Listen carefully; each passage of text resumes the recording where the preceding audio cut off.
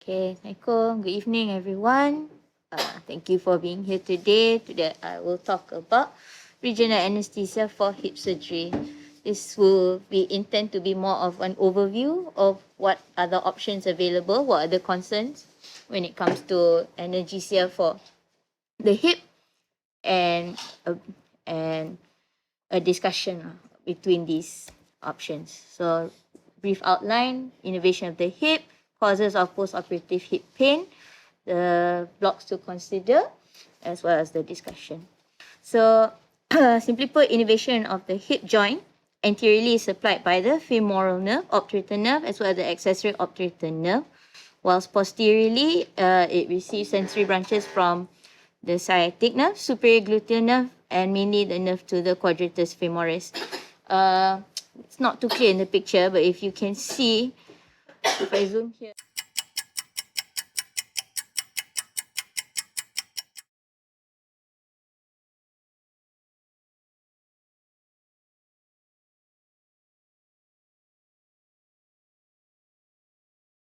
But there are some add-ons. So over here, we have the lateral cutaneous nerve of the thigh.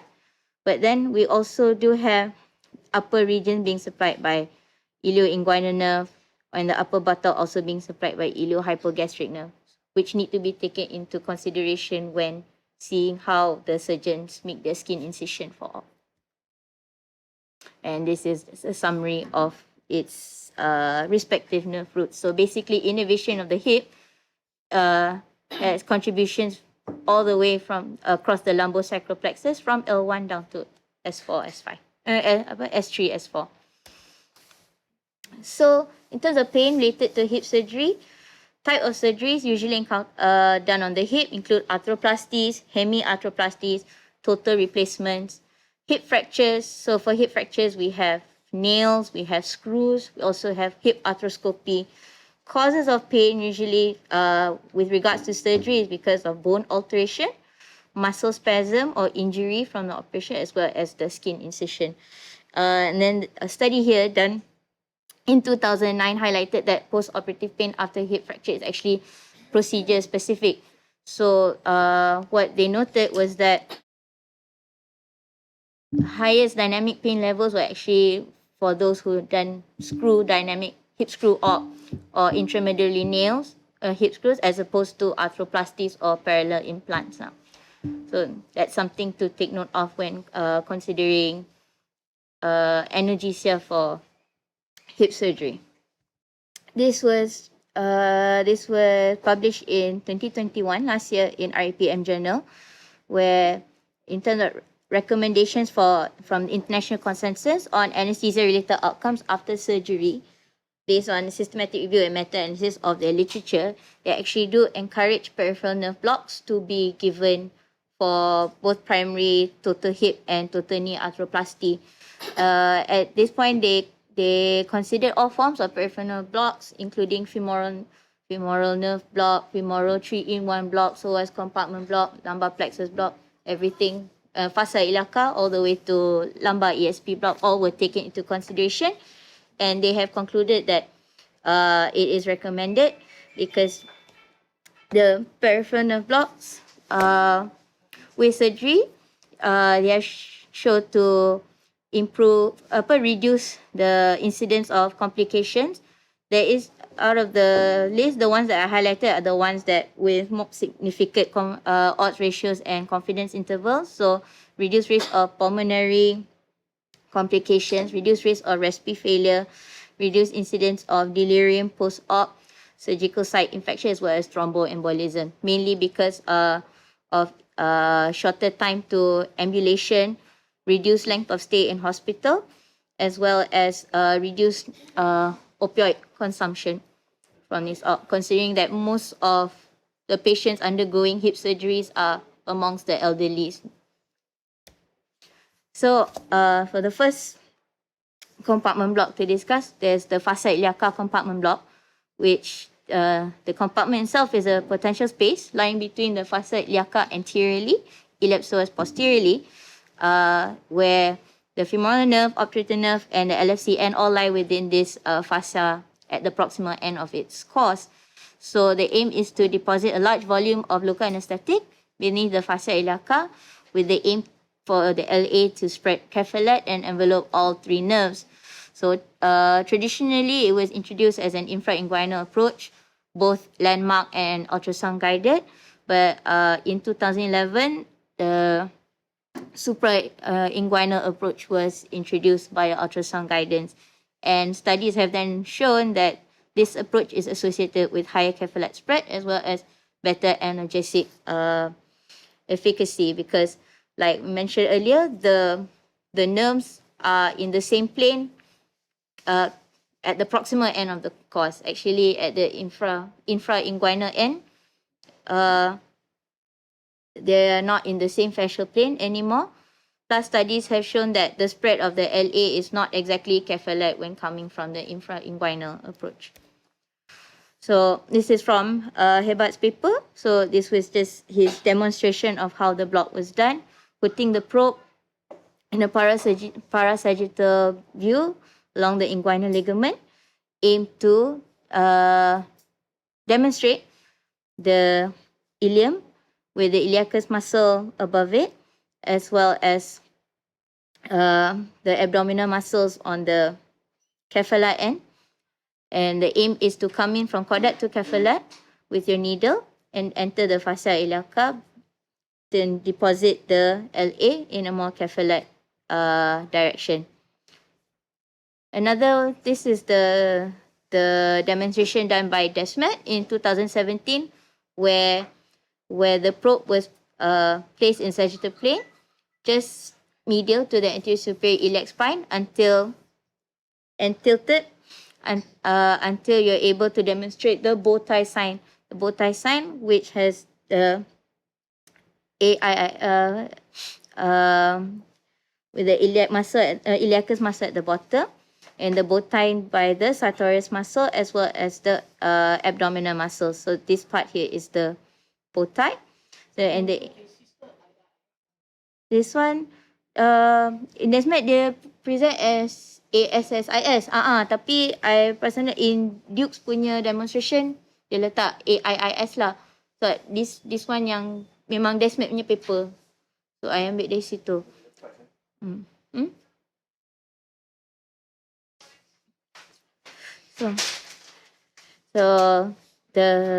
But same concept, the needle is coming in plane from caudate for aiming for capillary spread. So these are some studies favoring the use of fascia iliaca as your modality for hip analgesia. This is a study comparing conventional infrainguinal versus the proximal suprainguinal approach. In 2015, they took 40 patients undergoing total hip arthroplasty, and they found that use of the suprainguinal approach was associated with less morphine consumption and also delayed PCA demands post-op. In 2016, this trial recruited, actually it's only 22 patients undergoing bipolar hemiarthroplasty, but they were able to demonstrate an opioid sparing effect between suprainguinal fascia iliaca block but this was a control of placebo, no block given. In 2021, 100 patients, it's a randomized control study. They recruited 100 patients between 2018 to 2019 and followed up to 2 days post-op. Also, this was fascia iliaca block versus sham block, versus no block, showed an opioid sparing effect between the suprainguinal block and no block given.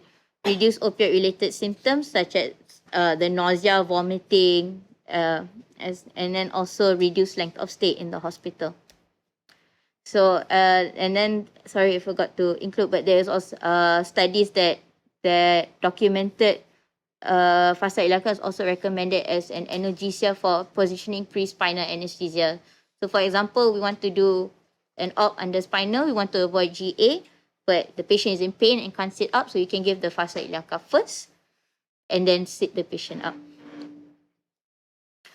The next block, we have this onwards are the more novel techniques. So this is the pericapsular nerve group block, also known as the PENG block, first introduced in 2018, because studies at that time had shown that most of the articular branches, like I mentioned earlier, were from the femoral obturator and the accessory obturator nerve. And cadaveric studies at that time were shown that the AIIS and the iliopubic eminence were consistent bony landmarks to locate these three nerves. So that's how this PENG block was first introduced, because the aim was to provide analgesia for the anterior head capsule, like I mentioned earlier, was the most innovated with nociceptors, but with the motor sparing effect. And this also has been reported to provide analgesia for spinal positioning as well. So this is the paper that so it was it highlighted where the probe was placed, which is starting from the femoral crease and going slowly cephalad and tilting slightly until you're able to appreciate the AIIS as well as the iliopubic eminence. This is the iliopsoas tendon. So the needle trajectory is in plane, laterally injected until you hit the bone, and aim to deposit the local anesthetic around the iliopsoas tendon. And these are the studies comparing PENG block with suprainguinal fascia iliaca. So these studies actually, some studies are saying lower incidence of quadricep motor block compared to suprainguinal fascia iliaca. Since fascia iliaca, because it has femoral and obturator nerve coverage, there is some degree of muscle weakness post-op. But the analgesic effect is no difference between the two groups. This is the comparison with PENG and fascia iliaca block for pain control in hip fractures. So this RCT showed that among 52 patients, there was actually no significant difference in analgesic efficacy. There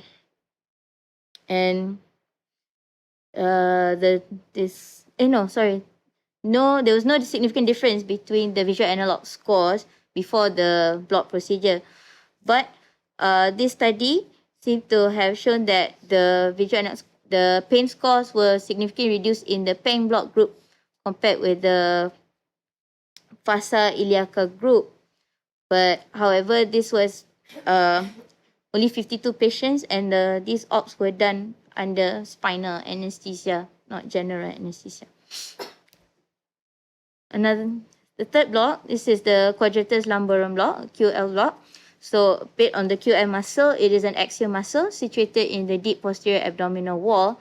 So actually, there are a few variations to this block, and the nomenclature is actually based on the location of the LA placement in relation to the QL muscle. So there's lateral, posterior, or anterior. So anteriorly, the QL muscle is related to the psoas major, posteriorly related to the erector spinae muscle, and laterally related to the abdominal muscles. So in this picture here, it actually has also highlighted the different needle trajectories. So like this is for anterior QL. This would be for posterior QL. And this would be for lateral. Yes, this would be for lateral QL. So in the lateral QL, the probe is actually placed just above the iliac crest, somewhat like a tap block, but a bit more posterior, until we're able to appreciate right at the end of the anterior abdominal muscles is be the starting of the QL, and the needle is inserted anterior to posterior towards the fascia just above the QL. For the anterior QL, the probe, the patient has to be in lateral position, and the probe is slit more posteriorly, aiming to visualize the transverse process, the QM muscle, the psoas muscle, and actually over here would be the over here would be the erector spinae muscle. In this view, you actually able to appreciate the over here will be the abdominal muscles also visualized in this view. So this block actually is being described as an analgesic option for both abdominal wall surgeries and more recently hip surgeries. It's said to provide consistent sensory block between the T12 to L2 regions. So actually these are the regions that also innervate the iliohypogastric, ilioinguinal nerves. So the cutaneous area which supplies the higher regions above the thigh. So like I mentioned earlier regarding where the surgeon plans to make his skin incision. But and it's also promoted to have motor sparing benefits. But a few points of concern is that it's a deep block, so there is a risk of hematological complications, especially those in who are coagulopathic, and also requires a certain amount of expertise, not like it's not a novice sort of block.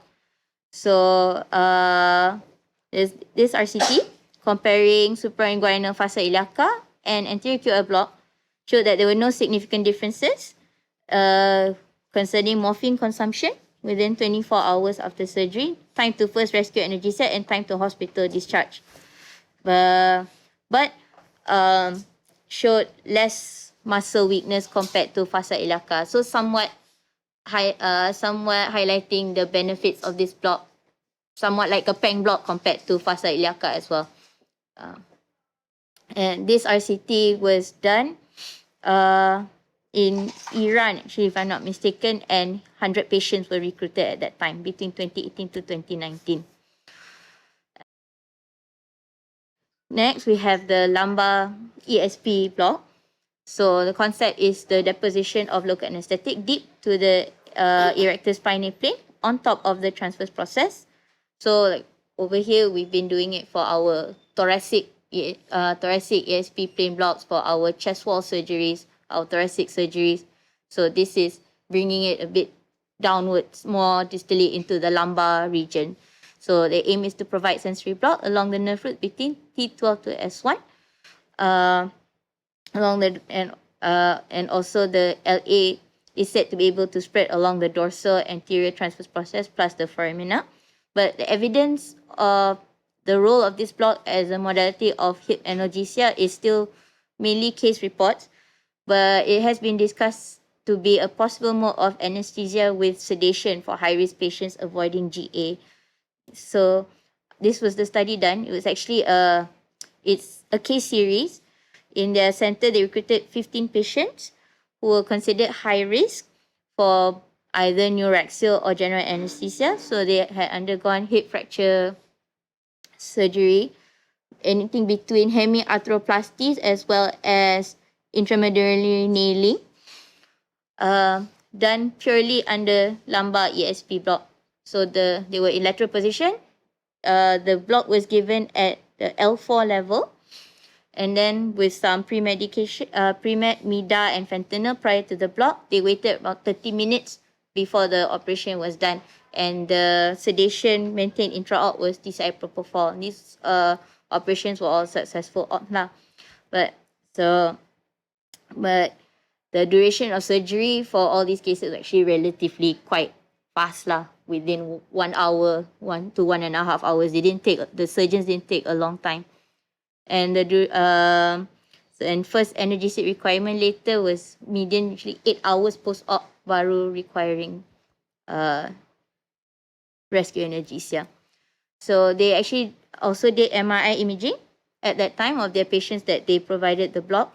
So over here, they wanted to highlight that the LA also had some epidural spread.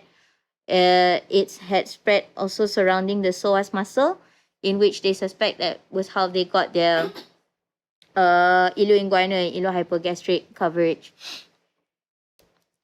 So this slide is actually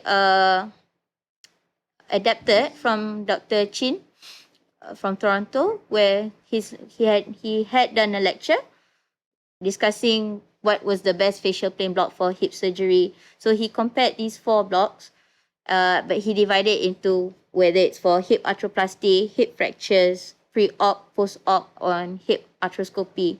So overall, he postulated that given the options, he recommended the PENG block was his preferred modality for all these options, giving the motor sparing effect, although not 100%, but reduce motor blockade compared to fascia iliaca, and because the newer blocks and the deeper plane blocks, they're all still very, very novel.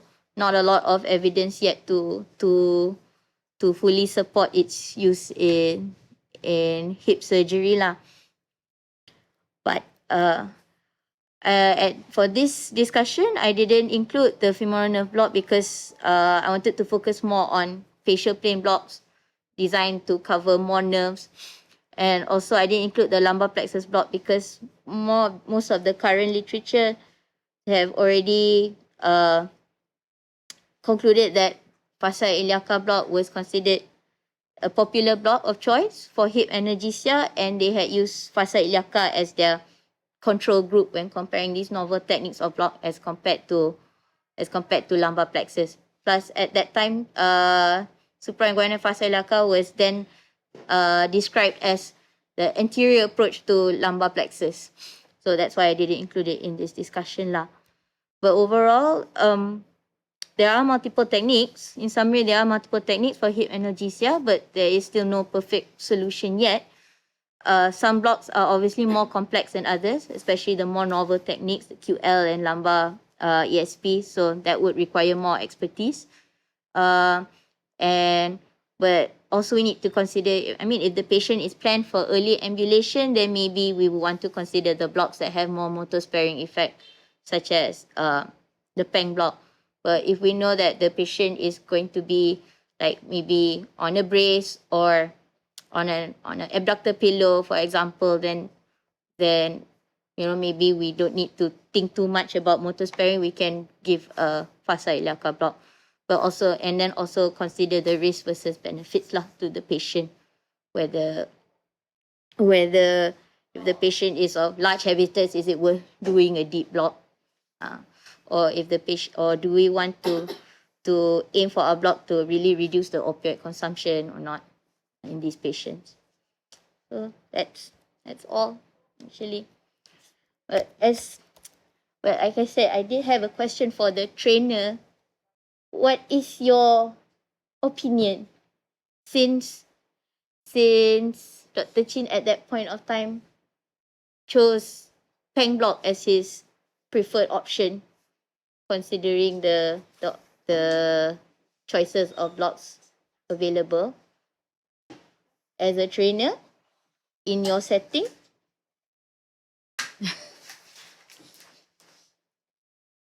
Okay, I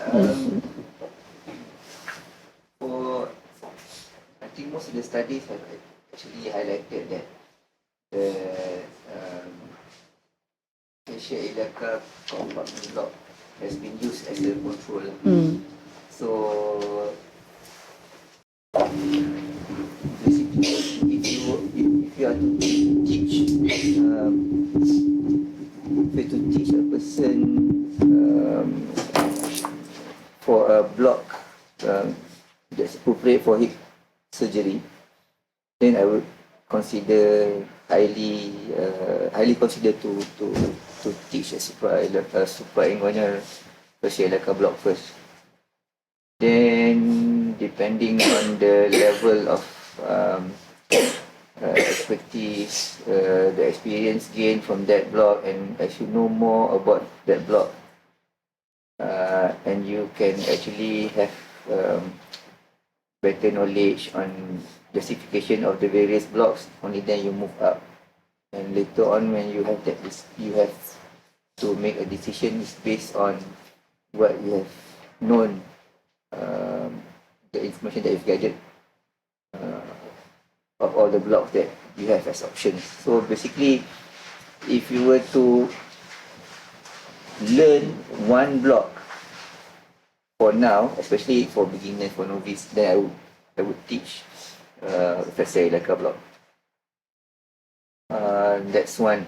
The other reason is that, of course, you would like to consider PENG as an alternative for FICB like a block.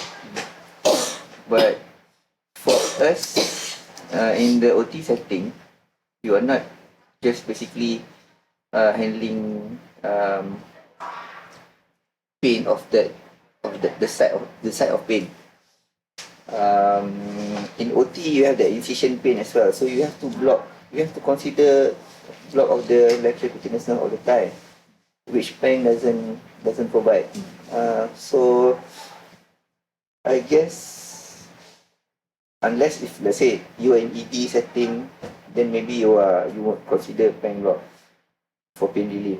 But in OT, where you have that incision pain, the better option will be a FICB like a block.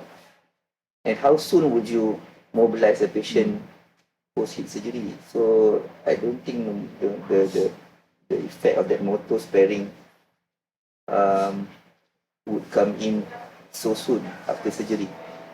So, and it's technically quite a deep block, and it's not as simple as compared to a superficial FICB like a block. So I would rather teach a novice FICB like a first compared to others. Any other comments? I think this one related to the discussion last time about what we wanted to do as study again on what are the blocks level, the grade of difficulty. So that's why I think personally I rasa PENG tak berapa penting, because the utility of the FICB is much more and easier to do. It's easier to do, and then even without ultrasound, it is something that is very simple. So I would rather teach a FICB like a block first for any beginner who wants to learn blocks. In fact, we highlighted out to our ED colleagues, and FICB like a is something that you must do. You must know how to do.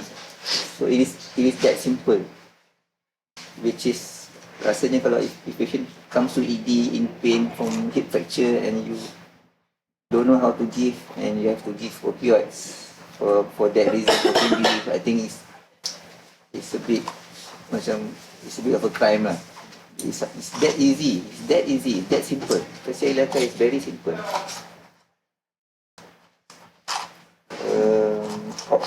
All this discussion about motor sparing is good, but that is a whole topic by itself sebenarnya. It raises few other questions actually. How motor sparing is a motor sparing block. That is something of a whole topic by itself, with its controversies semua and evidence still not so many as of now. So still FICB like a block for me. Quadratus lumborum for hip surgery. The thing is, for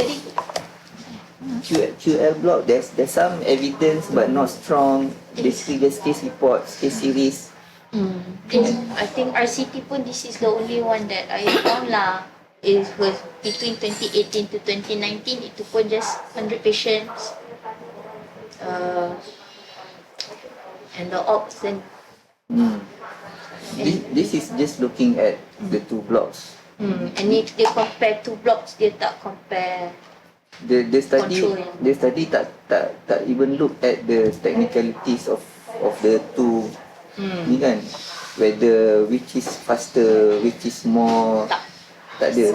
So if these two blocks show the same outcome, then even though you can say QL is better in that sense, I will probably not advocate doing a QL block for this type of surgery.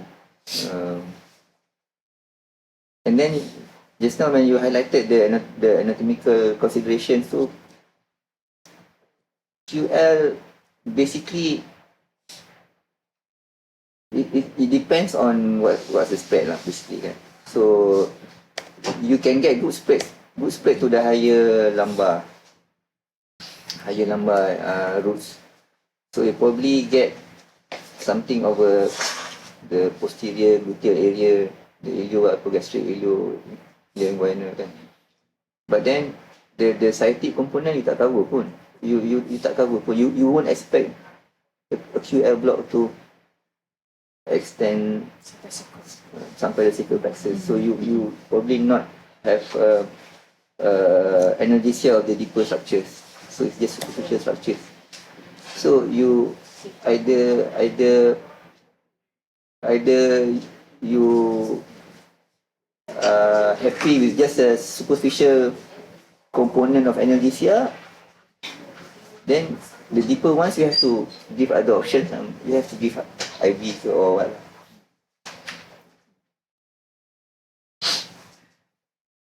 So QL as of now still not convincing lah. And to say there's evidence of motor sparing with QL, it depends on what's the spread. If your local spreads to L3, L4, you basically you can get macam lumbar plexus block, and you get weakness juga. You cannot flex. So again, how much to give? What's the concentration? So if you get a spread to the lumbar plexus, then still it's not a motor sparing block. Between fascia iliaca and for our setting, our OT setting, some patients we give fascia iliaca, some patients we give PENG. Usually when that decision is made, is there any specific is it the procedure or is it the build of the patient, or is it just somewhat randomization when choosing between, let's say, fascia iliaca and PENG in this setting, since these are the two most common? For our setting, both are options, and you want to see what's the effect. This is where you actually learn. You can actually learn the dynamics of the other options as well. So that's why we don't really say that for this patient you have to give suprainguinal or fascia iliaca only, cannot give PENG. We give that option. Maybe in some patients, if it's patient big size, obese, it's difficult access, if you want to go deep, then maybe fascia iliaca is more appropriate instead of PENG. So we don't really limit the options. It's for you to decide and justify the reasons why. But knowing the appropriate justification for each of the block.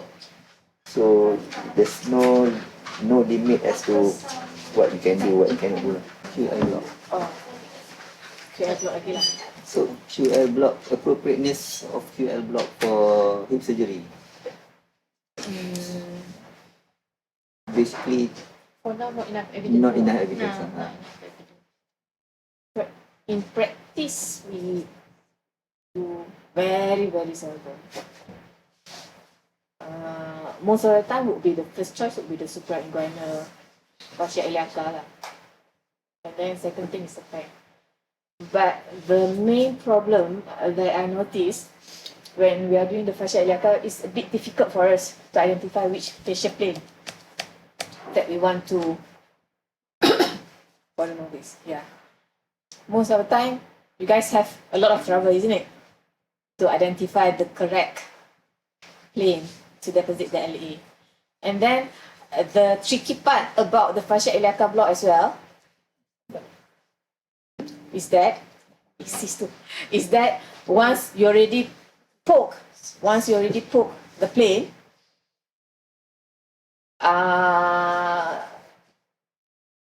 the subsequent LA injection, the spread won't be as good because already breached the fascia. When there's a plane there, when there's a fascia there, we already breached. And then when we want to redirect our needle because the first, maybe the spread is not good enough, and then we want to redirect our needle, we make another injection or some sort like that. The spread won't be as nice as we expected. That cephaloid, that desired cephaloid. Yeah, the cephaloid caudate spread. So that's the tricky part about doing a fascia iliaca block. As compared to PENG, we just give LA, hit the bone. We got the end point there. Hit the bone. We draw it a bit. We deposit LA. We lift out the tendon. Less tricky. But then I agree with the Tazrin. The basic block for hip surgery is still the fascia iliaca. Because it cover the incision part of the surgery. Best to disclaimer lah. This by right should be AIIS, but because this was adapted directly from the original paper, so we don't want to modify orang lain punya paper. Modify the modified. Modify the modified paper. So that would be my personal opinion about the PENG versus fascia iliaca. PENG onset is faster. But PENG would... I notice it. PENG The onset is faster and it lasts longer. Yeah, I notice it faster. Maybe tu yang... That one is expected lah, because you are directly blocking the nerve instead of the fascia. So fascia, your local will be, you have to give a large volume, 30 mils or 40 mils. That's why, and of that 30 or 40 mils, the volume that actually touches the nerve is very little. Actually, it's none compared to a PENG. PENG, you know the nerves are there, and you give 20 mils there. So of course the exposure time and the exposure LA per surface punya area is larger. So you expect a faster onset and a longer duration.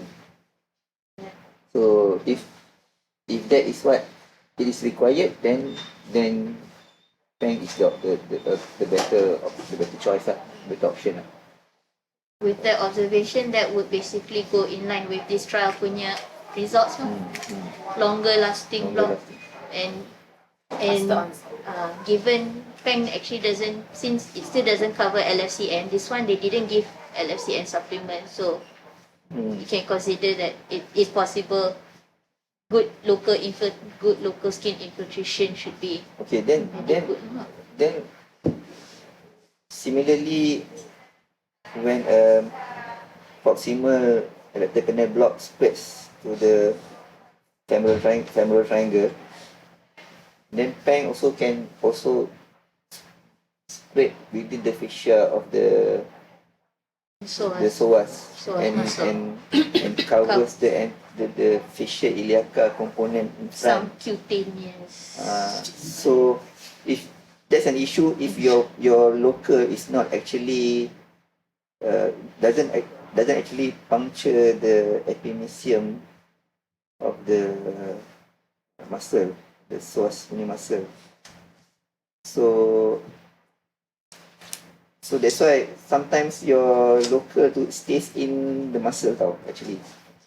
And by giving volume, they spreads around the fascia, end up actually getting fascia iliaca, not actually a PENG. So that's why if you ada one letter to editor in RAPM, tak silap, they mention that if you don't get the spread, you have to twirl and advance. Let's say you hit the bone, withdraw, but the local is suggestively inside the muscle and not surrounding the tendon. You advance a bit by rotating and twirl the needle so that you just pass the fascia, the epimysium tu, so that you can be on the plane below the epimysium, so that you can deposit a local around the tendon. So again, that one depends on the ultrasound machine, the operator's experience. So the spec of the LA depends on that. So it's really difficult to say which is actually what. So you may attempt a PENG, but you're actually getting a special electro block. And so still, we have to wait for more evidence for PENG. But it is an option for those who have actually experience enough and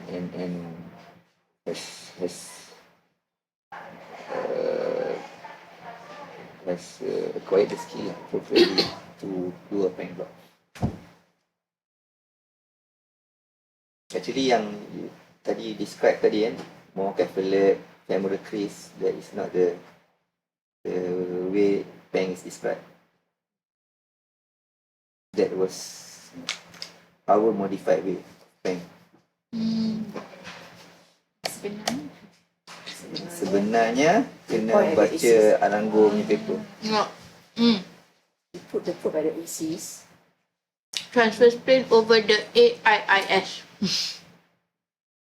Align with the pubic ramus by rotating the probe counterclockwise, approximately 45 degrees. You put the probe transverse on the anterior superior iliac spine, ACs dia sebenarnya. anterior superior iliac spine, and then rotate 45 degrees until you are in the plane of the superior ramus. Then you slide along that ramus until you get the image of of the anterior inferior iliac spine, iliac pubic eminence, and the psoas tendon. So that's the original description lah. So the ones yang tadi Ruhana mention tu is our modified way. Tak salah. Tak salah, and it is quicker and it is lagi Shortcut. it's a shortcut. It's a shortcut. Sebab this one because this one yang I ambil from the paper AIIS. Yelah. Yang Desmet tu ASIS, dia memang tulis kat dalam paper AIS. ACs kan. Kita letak probe kat ACs. Untuk ni, dia memang anterior superior iliac spine. But the image you see is anterior inferior iliac spine. The image Bila you nak describe the block, your probe you letakkan dia at the anterior superior iliac spine.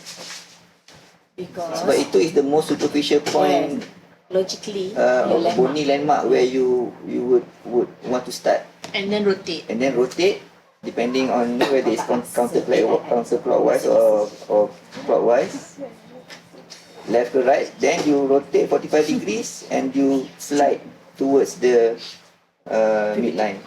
So the aim is for your probe beam to actually cut across the superior ramus, superior pubic rami, and to get that image. Then you slide. So it involves a lot of movement of the probe. Actually, kita boleh buat study compare. The shortcut ni teknik is simpler and faster lah sebenarnya.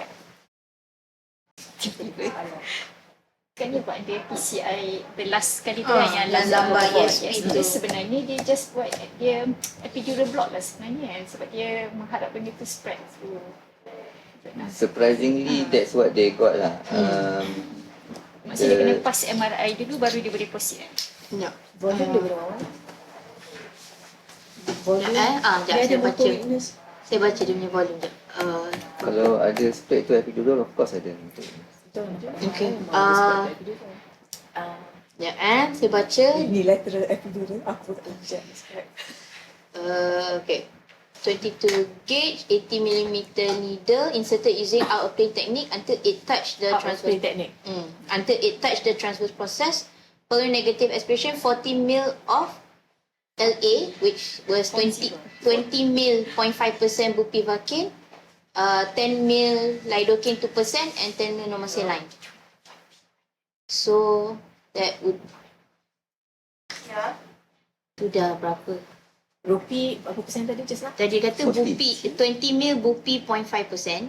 So Tapi dia 6.25 dilute. rupi. Tapi le dilute dalam dilute in a total of 40 ml dia jadi 0.25%. But then ada lignocaine 2% tu juga. Persen jadi 0. Ada lignocaine 2% juga. Sensory block. So 200 divided by 54.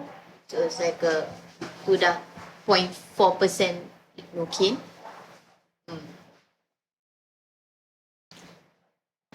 You'll be surprised if it's not actually just an epidural in a fancy manner. Sebenarnya kan, dia high volume kan. Kan? Paramedian epidural. Sebab Sebab dia buat apa pun. Comorbid tu memang macam patient-patient kita punya comorbid lah. ESP sedation. Even sedation pun sedation is actually decide proper fall. If patient grimace during the surgery, dia bagi ketamine 10 mg. But they waited 30 minutes lah untuk onset. Looking at the propofol punya concentration tu, memang the block works lah. Nampak saya tak nampak.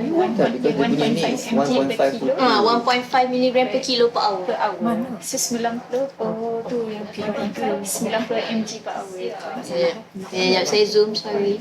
Per minit ke per hour? Per hour. 1 hour. Sikit. So 40 kilo baru 6 mil per hour. And patient population kat that side kan Badan size agak besar kan. Ke tua-tua? Taklah lelaki tu. Ada yang kecil, ada yang besar. Kalau besar-besar lagi dah banyak. Kecil tak banyak. Tapi ketamin pun Tak sampai. median is zero. Median zero. Median is zero. Memang tak bagi. Terkit je lah yang paling tak kan. Tak, yang tu buat. Maksudnya, Ni case series. Case series, it is a university hospital in Turkey. Actually yang this recommendation ni from that group yang ICAROS tu. dia memang dia the group punya recommendation lah. They recommend PNB They recommend block as analgesia modality for primary THR and TKR. Actually yang ni saya highlight for the hip part sahaja. And ni pun saya compress sikit table to include mostly those yang dia punya confidence interval tu more significant lah. Those yang ada one in between tu saya tak list out sangat lah, because all the numbers memang show with intervention less incidence of complications, tapi the significance lah, the odds ratio tu confidence interval, those yang ada one usually kan less significant. Maybe ada avenue lah for the future untuk audit the outcome for the arthroplasty patients. Since kita punya current modality, generally kita just either adductor canal ataupun fascia lata. for hip fractures. This one they included all forms of PNB with hip or knee surgery, but then adalah some there ada subgroup analysis spinal versus GA. Spinal seem to have better outcome lah compared to GA. So like spinal plus PNB even better outcome. Apparently this article was like quite, they were very strongly advocating this article lah when talking about RA for hip and knee. Tapi a lot of it is to macam arthroplasty because it seems like this total replacement surgeries ni yang associated with a lot of pain. But macam Dr. Chen punya lecture, they even talk about hip arthroscopy, in which he mentioned that hip arthroscopy is one of the most painful hip procedures because associated with a lot of things, mass traction, muscle, joint disruption. But bila saya try go through the literature, I couldn't find lah. Yang saya boleh access, I couldn't find lah. So, conclusion? Conclusion, there is no perfect block that will cover the whole lumbosacroplexus, but if you had to teach one block at a time, pasal iliaca is still one of the easiest blocks to teach, accomplish, master and provide impactful analgesic benefit to a patient based on this discussion.